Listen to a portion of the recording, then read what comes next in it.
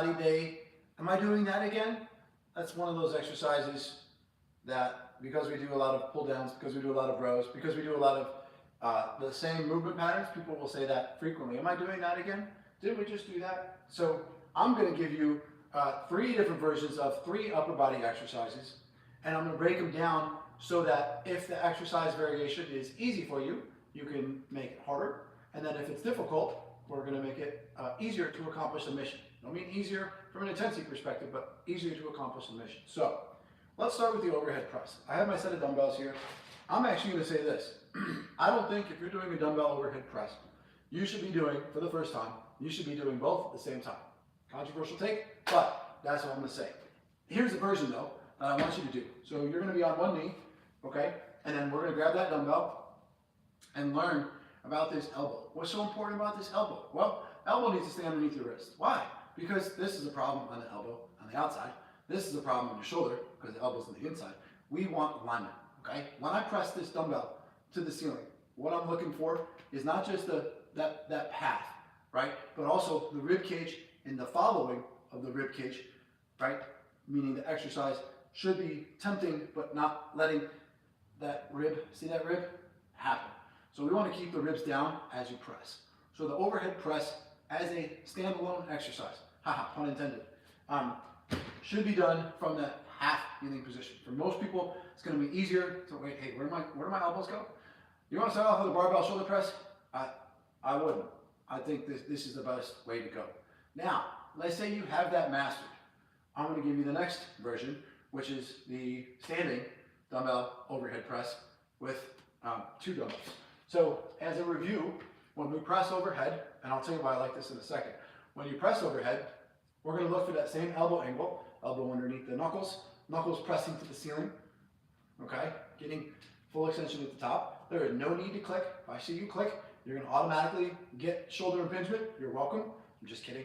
But the idea here is not to click. We're just looking for full elbow extension. See that? In addition, one of the things I'm going to show you from the side, okay, is the position from the rib cage down through the hips. We want tension there. So I'm actually bracing down through my core, okay? And then keeping the engagement there helps us give a better base of support. Why is that important?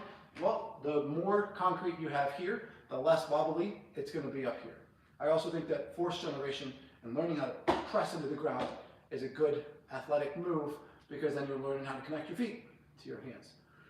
So again, if you're just starting out, I wouldn't do the regular overhead press. Get on one knee, learn how to do the half kneeling. You're also going to feel like you're not as wobbly up top. If you got the half kneeling down, you're like, I got it, coach, I'm ready for next. Go ahead and do the 2-1. This is where things get fun. This is borrowing. Some people have done this with biceps. I implemented this a long time ago when I had actual shoulder issues. So I borrowed from the bodybuilders of the golden era and took the shoulder press and said, I'm going to do the shoulder press range of motion in a range of motion that doesn't bother my shoulder. So I broke it down and I was only doing partials. So what you're going to do here, it's called 21s, but for the shoulder press. So you're going to do your partial, but only go to your forehead, okay? So this uses a little different set of muscles in terms of isolation. We'll go a little faster, 5, 6, 7, then, okay, you're going to press just to the lockout, boom. Okay, you can see how sometimes this would be maybe like, well, is that bad? Is that good? The idea here is that we're isolating and getting you to feel like you're working a different set of muscles, because technically you are, or a different part of said muscles. And then you're going to go 7 full. Okay, we're just going to say I did 7 because I don't want to bore you. So again, if you're just learning how to do this exercise, it's a massive benefit because you're going to probably feel more upper chest, which a lot of people ask for. So this might be a way you find out you want to do more upper chest and you only do the bottom half for, let's say, 4 to 6 weeks. What a great way to learn by doing this exercise that you only want to do that and get that movement pattern stronger. If you're so inclined, there's a pun there, if you're so inclined, you can also do barbell. Okay, that's sort of an easy way to keep your line, and then when you turn to the side, you're also making sure that alignment is maintained. The shoulder press, 21s. The regular overhead press. You can also do that seated, by the way, especially if you're likely to get your lower back involved. And then the half kneeling overhead press. Are they all great overhead press exercises? Yes.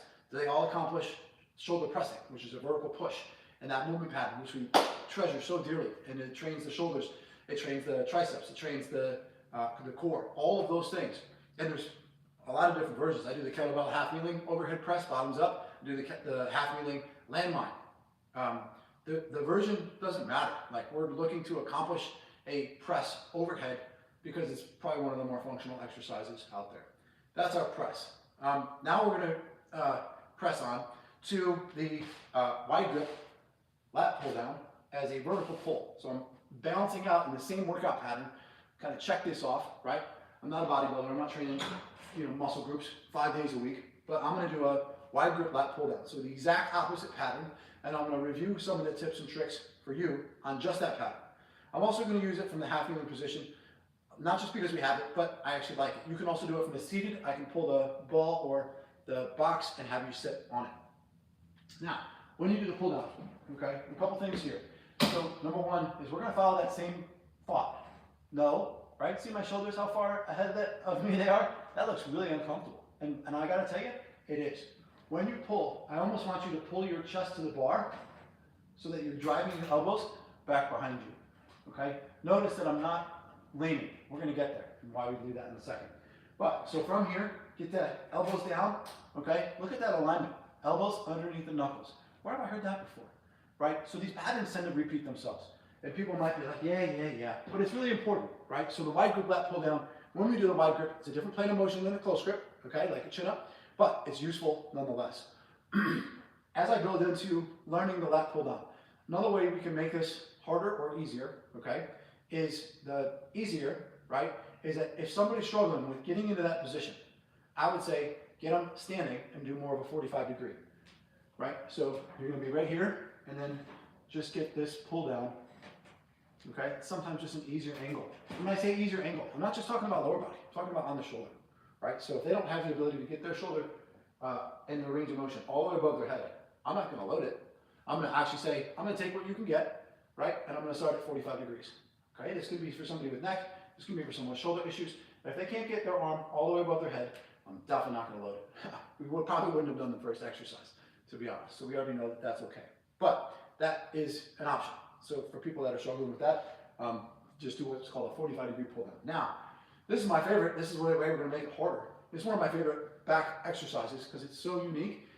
There's a lot of different ways to do this, but I like, and I call it the double lat pull down.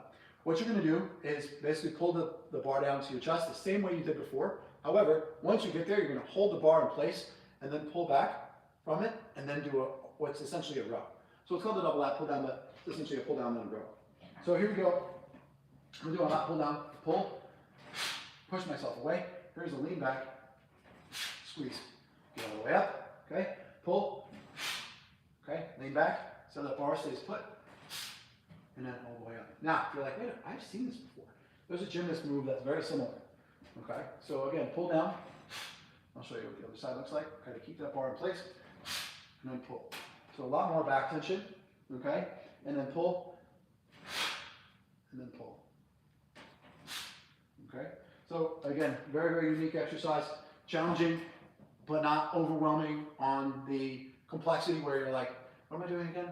You really just have to isolate and use the ground, okay, to give you some stability so that when you're leaning back, you're not just like falling over, okay? So that will be exercise 2. Again, wide grip pull down or 45-degree pull down, depending on the angle for you. And then the second part of that is the double lat pull down. That would be the harder version. Big fan of it. Try it. You can do a lot of reps, like 10 to 12, which would be 20 to 24, but it's really a unique challenge and you get kind of this overwhelming lat and like mid-trap pump. So I like it. Okay, and then the face pull. I think this is, I've gone back and forth on this actually as of late on whether or not this is better with the TRX. I'm not going to show you the TRX, so I'm just going to go over some of the patterns that I'm looking for here. When we do the rope face pull, the biggest thing I want to make sure of is that we get the thumb comfortability. The reason I say that is you can't go heavy and you can't add weight if the thumbs are uncomfortable. So you might have to take your thumbs out. What do I mean? So I'm going to grab this rope, okay? I'm going to show you right here. I'm gonna have my thumbs down, okay? But I'm not gonna actually hold it so that the actual ball part here is like in contact with my thumb. That is uncomfortable, just especially as you go heavier. I'll show you right now though, that I'm gonna go and keep that pattern right now without my thumbs. Okay, so my thumbs are actually hidden. But I'm gonna get that squeeze and try to pull the rope to my face. So this is a wide grip version, okay, essentially of a high row. A lot of people also do this out here, like they're doing external rotation. We tend to do that with the TRX, which is why I don't do that here. But let's show you a couple more reps. I'm actually releasing the thumbs now, so you'll see them out. I find that also helps me to drive the thumbs down. So I'm gonna pull out, try to keep my ribs down. Right, so now we got a great challenge for the upper back, the shoulders. It's technically almost external rotation. We're gonna end up here. A really great move to balance out most of daily living, which is in front. All right, so that's the rope face pull. Now, what if you're like, Kev, I only feel that in my traps. I got just the thing. What you're gonna do is you're gonna go down to one knee, and then all we're gonna do is change the angle. So the angle change means that it tends to be more lat driven, and which is okay, but it's also easier to keep the upper traps off of it. So here's what it looks like. So you're gonna be here, all right? And then as I pull, right, I'm just getting more depression at the scapula, downward rotation at the scapula. All that means is I'm bringing my shoulders back and down, okay? So it's a real fun exercise either way, but I tell people all the time, I don't know which version is gonna be right for you. You gotta tell me. So if you're feeling like this is better and you feel like you're feeling it more in your shoulder blade and your shoulder blade muscles, then I'm all for it. If you feel like standing is better, then I'm all for that. Now, well, what about the other exercise? What about let's make it easier? I'm gonna say this. I think the face pull, and this is kind of a little different take on this, but sometimes what people need to feel is they need to feel external rotation, meaning they need to feel what this is. So sometimes there's what's called, and people do this a lot of different ways, but a Cuban press, where you're basically doing that same pattern. What I want you to see though, right, is my shoulders are not rounding forward. So that you might be like, that's so ballistic, that's out of control. Disagree. Look from the side, right? So what I'm doing is I'm doing external rotation. I'm actually letting the dumbbell drop a little bit, and I'm bringing the hand up above the elbow. So there's that pattern again, or that reminder, the hand above the elbow. And that's called the Cuban press. I think some people do it with like a here to here. There's a lot of different versions. I've seen tons of different versions. The idea here is this. I want to be able to, as a clinician, be able to give you a modality in specific exercise so that we can get the most out of that movement pattern with the intended muscles being the ones hit. So all that's a fancy way of saying is the exercise modality for me, I don't care. It could be the rope half handing, it could be the rope standing, it could be the regular wide grip pull down. It could be sometimes we even use the rings. Because sometimes people don't feel the lat pull. Let me just have them seated while they do it so their feet are up and they're doing an assisted pull up. The concept, the big concept, and we went over the overhead press, 3 different versions. We went over the wide grip, lat pull down, the 3 different versions, and then the face pull, and kind of 2 different takes on it, standing and half kneeling, and then the Cuban press to teach this external rotation, because a lot of people can't do this, right? And if you golf and you can't do this, what do? You have to force extra range of motion, and that hurts and pulls on the lower back. No fun. So, yeah, I really want to give you the tools you need in your toolbox to be able to train at the intensity that is right for you, your skill level, your strength level, your endurance level, your fitness level, but also keeping in mind that every exercise has a way to make it more right for you. So that's all I'm going to say about that. I hope this is helpful. There's a core version out of this. There's also a lower body version out of this. This is all our exercises from Workout A, so from March. So it's really kind of breaking down some of these exercises and giving you the behind the scenes look and the why behind them to help you find an exercise and the right version of that exercise. Hope this is helpful. We'll talk soon.